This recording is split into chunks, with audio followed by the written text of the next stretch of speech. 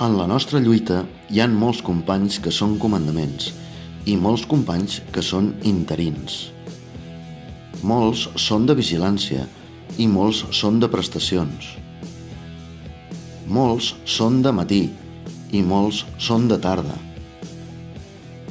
Molts són extremadament veterans i molts no ho són tant. Molts són de dretes i molts són d'esquerres. Molts són de Brians 1 i molts...